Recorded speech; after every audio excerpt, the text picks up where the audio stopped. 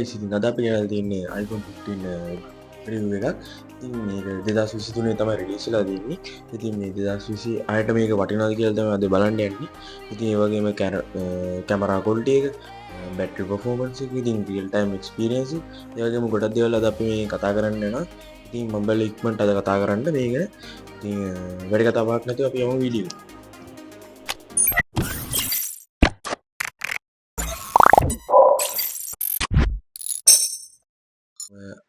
ඒ වගේම අඩු මිලට ගන්න පුළුවන් මේ ඩයිනමික් අයිලන්ඩ් එකේ තියෙන එකම iPhone එක තමයි මේක. ඉතින් මේකෙන් පස්සේ තමයි අනිත් ඒවාට ඩයිනමික් අයිලන්ඩ් එන්නේ. ඉතින් 14 Pro 14 ඒ වගේ ෆෝන් එක සීරීස් එකකටවත් මේ ඩයිනමික් අයිලන්ඩ් එක ඇවිල්ලා නැහැ. ඉතින් මේක ඩයිනමික් අයිලන්ඩ් එක ඇවිල්ලා තියෙන්නේ. ඉතින් මම ඔයගොල්ලන්ට පෙන්නන්න. ඒ වගේම මේකේ 16 Bionic chipset එක තමයි මේකේ තියෙන්නේ. ඒ වගේම ඉතින් මේක Type C. ඉතින් ඔයගොල්ලන්ට ඕන මේ Type C charging cable එකට මේක use කරන්න පුළුවන්. ඒ වගේම මේකේ 48 මෙගාපික්සල් කැමරාව තමයි මේක බේස් මොඩල් එකට ඇවිල්ලා තියෙන්නේ.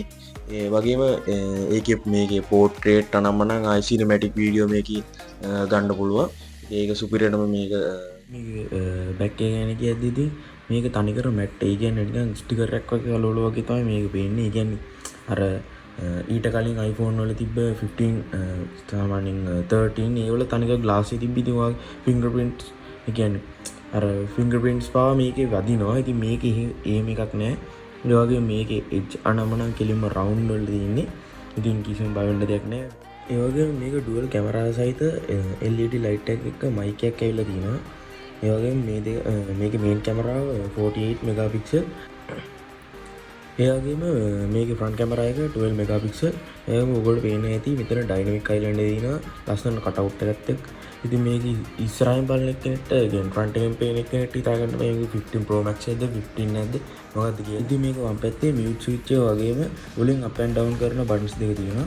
ඒ වගේම මෙතන SIM එක දාන්න තැන තියෙනවා. ඔයගොල්ලෝ පේන්නේ ඇති. ඒ වගේම මේක Type C.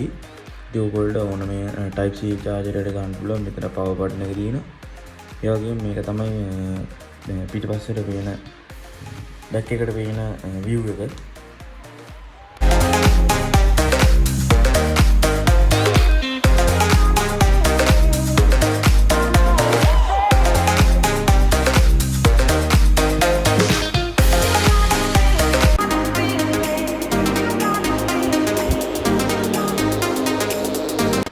ඉතින් guys ඔයගොල්ලෝ පෙන්නන කැමරාව ඉතින් අතරම කිව්වොත් කැමරාව මේ iOS 26 එකට මේක අප්ඩේට් කරලා තියෙනවා. ඉතින් මේ ඔයගොල්ලෝ පේනවා ඇති මෙතන තනිකර සිම්පල් විදියටම තමයි තියෙන්නේ. ඔයගොල්ලෝට ග්ලාස් වලින් නිකන් යනවා වගේ පේනවා. ඉතින් මේකේ තියෙන photo, video, cinematic, slow motion, time lapse, ඒ වගේම පෝර්ට්‍රේට්, පැනෝ එක, ඒ වගේ පෝර්ට්‍රේට් වල ආයි සුපර් පෝර්ට්‍රේට් ගන්න පුළුවන්. ඔබට පේනවා ඇති. ඉතින් ඔයගොල්ලෝ මම කැමරා සිනමැටික් එකෙන් කරපු වීඩියෝ එකක් පෙන්නන්න. ඉතින් guys මේක තමයි සිනමැටික් එකෙන් ගත්ත වීඩියෝ එක. ඉතින් ඔයගොල්ලෝ පේනවා ඇති මේ පිටිපස්සේ ඔක්කොම බ්ලර් වෙලා තියෙන්නේ. ඔයගොල්ලෝ පේනවා ඇති. ඉතින් මේක තමයි ෆ්‍රන්ට් කැමරාවේ සිනමැටික් වලින් ගත්ත වීඩියෝ එක. ඒ වගේම මම දැන් පෙන්නන්න බැක් එකෙන් අරගෙන. ඉතින් guys ඔයගොල්ලෝ පේනවා ඇති මේ හරියට මගේ හෑන්ඩ් එක ට්‍රැක් කරගෙන වටේ ටික ඔක්කොම බ්ලර් කරලා තියෙනවා මේ සිනමැටික් වීඩියෝ එකේ. බලන්න කොච්චර ලස්සනද. ඩවුන් සයිඩ් එක ගැන කිව්වොත් මේක ඩිස්ප්ලේ එක refresh rate එක 60 Hz.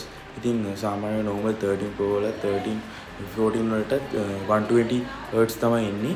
ඉතින් මේක ඇවිල්ලා තින්නේ 16 Hz. අවුලක් නැහැ. ඒ වුණාට මම රෙකමන්ඩ් කරනවා මේක.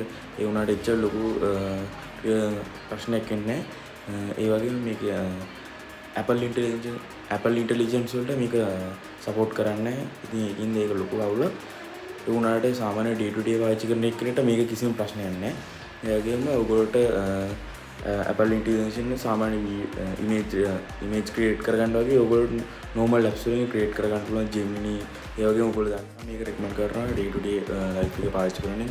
ඒ වගේම මේක camera quality එකට කිව්වොත් ඇත්තටම හොඳයි camera quality එක. ඉතින් දැන් මේ record කරන කැමරාවත් ඒ quality එකෙන් තමයි record කරන්නේ. කියන්නේ front cameraවේ. guys මේකේ battery health එක ගැන කිව්වොත් මට නම් එහෙම කිසි අවුලක් නැහැ. සාමාන්‍යයෙන් ඔයගොල්ලෝට පැය 8ක් normally පැය 6ක් වගේ පාවිච්චි කරන්න පුළුවන්.